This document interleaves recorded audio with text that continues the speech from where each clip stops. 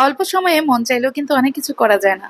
একদিনের জন্য আমাদের ছোট্ট বিয়ান ভ্যাকেশন কাটাতে আমার বাসায় এসেছিল। ওই একদিনেই আমরা দুজনে যতটুকু এনজয় করেছি সেগুলো তোমাদের সাথে শেয়ার করব। হ্যালো এভরিওয়ান, আসসালামু আলাইকুম। This is me Mahmuda from Mahmuda's daily blog. আজকের ভিডিওতে থাকবে আমরা মজা ঠিকই করেছি, বাট আমরা অনেক বড় একটা ডস খেয়েছিলাম। প্রথমেই তোমাদেরকে বলেছিলাম না যে একদিনের জন্য মাত্র সময় ছিল। আসলে সেই একদিনের থেকেও আমার মতে হিসাব করলে আমরা দুপুরে 2-3টার পরে বের হয়েছি।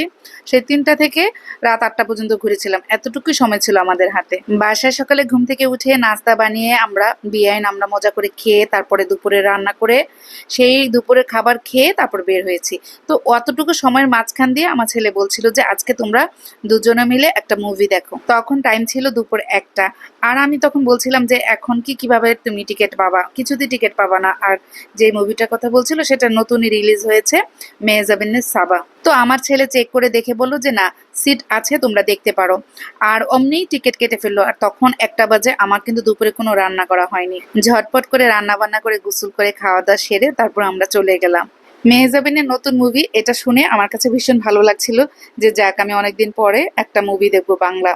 আমরা যখন টিকিটটা নিচ্ছিলাম ওখান থেকে, তখন দেখলাম যে একটা অফার ছিল, 299 টাকা একটা পিৎজা নেওয়া যাবে। তখন চিন্তা করছিলাম যে কখনো তো এরকম অফার দেখি না, বা ভালোই তো।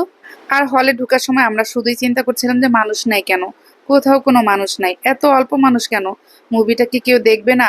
মুভিটা স্টার্ট হয়ে গিয়েছে, তারপরও মনে হয় পুরো হলে তাকিয়ে দেখি একদমই মানুষ নাই। 10 থেকে 12 জন মানুষ হবে এত বড় একটা হলে, রাইফেল স্কোয়ারের সিনেপ্লেক্সে। তখন থেকে মনটা খারাপ লাগা শুরু হলো, কারণ হলের মধ্যে যদি মানুষ না থাকে তখন কিন্তু ভালো লাগে না। তবে আমার কাছে বলতে একটু খারাপ লাগছে, তারপর আমি বলবো যেটা অনেস্টলি রিভিউ দেব।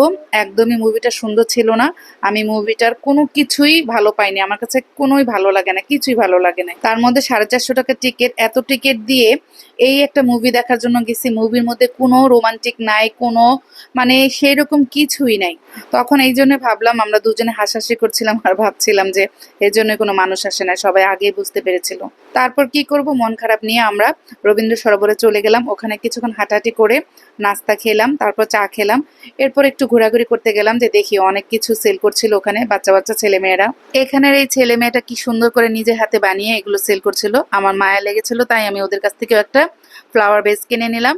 আর টুকটাক এখানে যে কাঠের জিনিস দিয়ে সুন্দর সুন্দর করে সাজিয়ে আর্ট করে কানের দুল সেল করছিল। কি করব, মনের কষ্ট, এদিকে একটু ঘোরাফেরা করে আমরা আমাদের মনের কষ্টটা দূর করলাম। ডিজাইনগুলো খুব কিউট কিউট ছিল, অনেকক্ষণ ধরে দেখছিলাম আমরা। বাট আসলে এগুলো বাচ্চাদেরকে মানায়। বিয়ানকেও অনেকবার বলেছিলাম যে তুমি একটা কিনে নাও, তোমাকে আমি গিফট করি।